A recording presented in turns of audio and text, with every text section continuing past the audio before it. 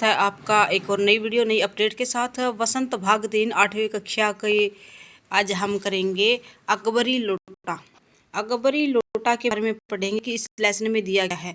तो सबसे पहले मैं बता दूं, इसमें एक सेठ है, एक लाला जी जिनको हम बनिया बोलते हैं, उनकी स्टोरी है। पाठ का नाम है अकबरी लोटा। लाला झाऊलाल, और उनका नाम था झाऊलाल, को खाने पीने की कमी नहीं थी, यानी कि उनका जो रहन सहन था या कमाई थी ठीक थी, खाने पीने की उनके घर में कोई कमी नहीं थी। काशी के ठठेरी बाजार में मकान, ठठेरी जगह का नाम है। काशी जो इसका नाम आज का पहले वाराणसी था, अब दोबारा से काशी कर दिया गया है। कि काशी के ठठेरी बाजार में उनका मकान था। नीचे की दुकानों में से 100 रुपये मालिक के करीब किराया उतर आता था। और उन्होंने क्या कर रखी थी कि उस बाजार में मकान था उनका, नीचे की जो दुकान बना के वो तो किराए पे चढ़ा रखी थी और ऊपर वो रहते थे।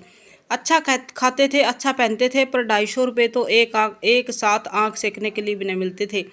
आँख सेकने का मतलब है कि कोई मजबूरी आन पड़े तब उस समय उपलब्ध ना होना। ये मुहावरे का प्रयोग किया हुआ भाई, आँख सेकने के लिए, अदरवाइज पैसे से आँख थोड़ी ना सेकी जाती है। तो अगर मतलब कि वैसे अच्छा खाते थे, अच्छा पीते थे, अच्छा काम चलता था, लेकिन 250 रुपये भी अगर मांग ले तो वो मौके पर उनके पास नहीं मिलते थे। इसलिए जब उनकी पत्नी ने एक दिन एकाएक 250 रुपये की मांग की, तब उनका जी एक बार जोर जोर से सनसनाया। सनसनाया क्या मतलब होता है कि जोर जोर से धड़कने लगा और फिर बैठ गया। उनकी दशा देखकर पत्नी ने कहा, डरिए मत, आप देने में असमर्थ हो तो मैं अपने भाई से मांग लूँगी।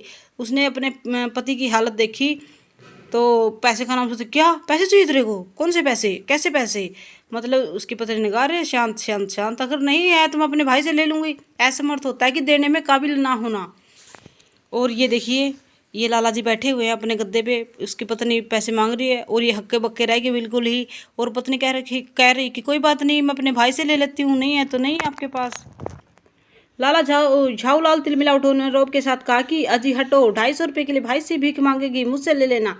झाऊलाल को गुस्सा आया, अच्छा अपने भाई से क्यों ले लेगी, मैं दे दूंगा, मैं कौन सा मना कर रहा हूँ, उसके लिए अच्छा 250 रुपये की भीख ही मांगेगी, लेकिन मुझे इसी ज़िंदगी में चाहिए। उसकी पत्नी बोलती है कि आपका पता है जब दोगे, इसी ज़िंदगी मतलब कि मुझे 7 दिन में लेने हैं सप्ताह में। इसका तात्पर्य का 7 दिन से है, 7 साल से नहीं है कि सोचो भी 7 साल में देने हैं। दो फिर, भाई से भी नहीं लेने देते और खुद भी नहीं दे रहे। लाला झाऊलाल ने रोब के साथ खड़े होते हो कहा, आज से 7वें दिन तुम मुझसे 250 रुपये ले लेना। मतलब तब रोब में कह दिया, भाई ठीक है ले लियो 250 रुपये। लेकिन जब 4 दिन ज्यों त्यों ही यों बीत गए और रुपये का कोई प्रबंध न हो सका और उन्हें चिंता होने लगी। उस टाइम तो जोश जोश में कह दिया, अच्छा भाई से क्यों भीख मांगेगी, मैं दे दूंगा। तो 4 दिन निकल गए, ऐसे ऐसे प्रबंध हुआ ही नहीं। प्रश्न अपनी प्रतिष्ठा का था। प्रतिष्ठा होती है कि भाई मान सम्मान का, जैसे इंसान की अपनी जुबान होती है ना, उसका। अपने ही घर में अपनी शाख होता है बच्चे, अपनी इज्जत बचाना। देने का पक्का वादा करके अगर आप दे ना सको तो वह मन में क्या सोचेगी। लाला झाऊलाल सोचने लगे कि मैंने तो पक्का जुबान के साथ रोब में कह दिया कि क्यों लेगी, और 4 दिन बीत गए, अभी तक तो मेरे पास पैसे का जुगाड़ हुआ नहीं, अब मैं क्या करूं। और वो सोचेगी क्या कि मैं अपनी जुबान का ही नहीं हूँ, उसकी नज़रों में उसका क्या मूल्य रह जाएगा। और देखो, जैसे भी आप किसी को बोल देते कि मैं ये बात कर दूंगा, ये काम कर दूंगा, और आपको ना करो उस काम को, तो सामने वाले की नज़रों में आप गिर जाते हो, आपको झूठा मान लेता है कि कहने का है, करता कुछ है नहीं। तो यानी कि झाऊलाल सोचने लगा कि इसके नज़रों में मेरा मूल्य नहीं रहेगा। अपनी वाहवाही की सैकड़ों गाथाएं सुना चुके थे और वो क्या करते थे, अपनी बड़ाई खुद ही करते थे पत्नी के सामने। और जब उसे पैसे की ज़रूरत पड़ी तो पैसे नहीं दे पा रहे थे, तो ये सारे सवाल उनके दिमाग में घूम रहे थे। अब जो एक काम पड़ा तो चारों खाने चित हो गए। देखो, इसमें मुहावरों का बहुत ज़्यादा प्रयोग कर रखा है, तो आप ऐसे हाईलाइट करते चलोगे कि चारों खाने चित होना।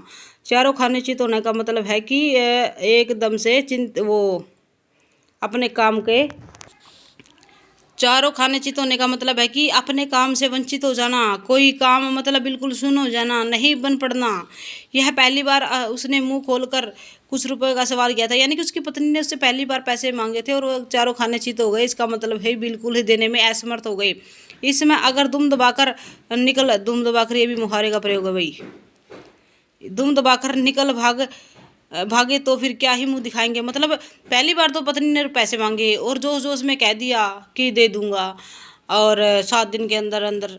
और पत्नी के सामने उन्होंने बहुत बड़ी बड़ी बातें कर रखी, हमारे ख़ानदान में ये है, हमारे पास इतना पैसा है, इतना कुछ सब कुछ है, और पहली बार पैसे मांगे, अगर नहीं उपलब्ध करा पाए तो क्या ही उनकी इज्जत रह जाएगी, ऐसा लाला झाऊलाल सोच रहे थे। खैर एक दिन और बीता।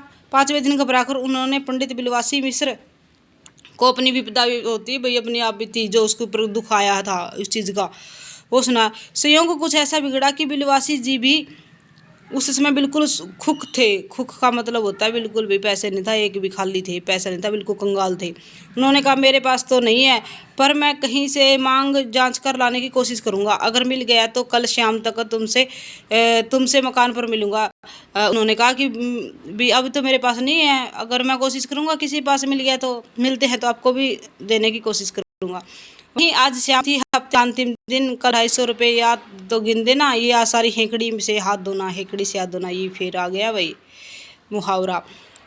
ऐसे सोचते सोचते झाऊलाल के बीत गए 6 दिन और अगला दिन आ गया 7 छठे दिन सोचता है कि कल अंतिम दिन है और आज 250 नहीं दिए तो हेकड़ी से हाथ धोना है कि तुम्हारी कोई शान इज्जत नहीं बचेगी और तुम्हें अपने घर कुछ समझा जाएगा। यह सच है कि कल रुपये न आने से स्त्री को डामल फांसी न करेगी। डामल फांसी होता है कि जैसे औरत ताने दे दे के नहीं मारने लगती, देखे इतने बड़े रईस, लेन देन न घंटा है, तुम्हारे पास कुछ है ही नहीं, मतलब ऐसा करना, केवल जा हंसे दे। पर वह कैसी हंसी होगी। देखो हंसी भी 2 प्रकार की होती है, एक तो मजाक वाली हंसी और एक किसी को चिढ़ाने के लिए जो हंसी की जाती है वो वाली हंसी, किसी की इंसल्ट करने के लिए जो हंसी हंसते वो वाली। कल्पना मात्र से झाऊलाल में मरोड़ पैदा हो जाती है। वह सोचने गया कि तुम्हारी पत्नी तो तुम्हारी तरफ देख के हंसेगी, वही हंसेगी यानी कि मजाक उड़ाएगी, और ये सोचते ही मरोड़ पैदा होना है कि उसके पेट में गुड़गुड़ होने लगी। आज शाम को पंडित बिलवासी मिश्र को आना था, यदि न आए तो कहीं पर पैसे का प्रबंध न कर सके तो उन्होंने पंडित बिलवासी मिश्र थे जो उनको बोल रखा था भी पैसे का प्रबंध करते। उन्होंने कहा था भी फिलहाल तो मेरे पास तो नहीं है, कहीं से जुगाड़ बन गया ना मैं लेके आ जाऊंगा। तो मन में सोच रहे झाऊलाल, ये सारे उसके झाऊलाल के मन के बातों का बारे में जिक्र भाई अभी तक। तो उन्होंने सोचा कि वो नहीं आए तो फिर क्या होगा। इसी उधेड़बुन में पड़े लाला झाऊलाल छत पर टहल रहे थे। टहलना होता है कि इधर उधर घूमना। कुछ प्यास मालूम हुई कि उन्हें प्यास लगी। उन्होंने नौकर को आवाज़ दी, नौकर नहीं था, खुद उनकी पत्नी पानी लेकर आई। वह पानी तो जरूर लाई पर गिलास लाना भूल गई थी, केवल लोटे के लिए पानी लेकर प्रकट हो गई। देखो वैसे तो कहने को लाला झाऊलाल के पास सारा कुछ सुख सुविधाएं थी, लेकिन जमा पैसे नहीं थी। फिर लोटा भी संयोग से ही वह जो अपनी बेढंगी सूरत के कारण लाला झाऊलाल को सदा से नापसंद था। मतलब कि जो जिस लोटे में उसकी पत्नी पानी ले, पहले क्या होता था कि कोई भी पानी होता था वो पानी वगैरह लोटे का चलन वैसे तो आज भी है, आज तो लेकिन थोड़ा सा फैंसी सिस्टम हो गया, जग है जो उनके साथ मैचिंग के गिलास वगैरह वो आ गए हैं। लेकिन उस टाइम लोटा था और एक ऐसा लोटा था, पीतल के होते थे मोस्टली बर्तन, तो उनमें एक ऐसा था जो लाला झाऊलाल को पसंद ही नहीं था। वो लोटा था तो नया, 2 साल ही बना होगा, पर कुछ ऐसी गड़न उस लोटे की थी कि उसका डमरू माँ चिलम रही हो, उसका बाप डमरू माँ चिलम रही हो। मतलब कि ऊपर से उसकी सुराही जैसी गर्दन थी और नीचे से वो लोटा था, यानी कि उसकी शक्ल ऐसी थी कि वो झाऊलाल